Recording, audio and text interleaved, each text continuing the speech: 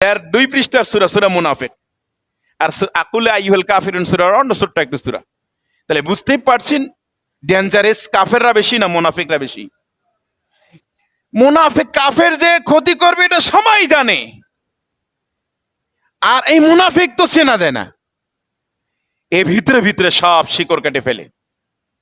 পেয়ারা হাজিরিন, সুতরাং মুনাফিকরা ডেঞ্জারাস, খুবই খারাপ। এই মুনাফিকদের একটা বহিঃপ্রকাশ ঘটেছিল 1757 সালে 23শে জুন, ঠিক না বেঠিক? বিশ্ব মুনাফিক এই আব্দুল্লাহ বিন উবাই বিন সালুলের খালাতো ভাই মীর জাফর, কি বলেন, ঠিক না বেঠিক? মীর জাফর, ইতিহাস পড়ে দেখেন এই উপমহাদেশে একটা নজিরবিহীন মুনাফিকির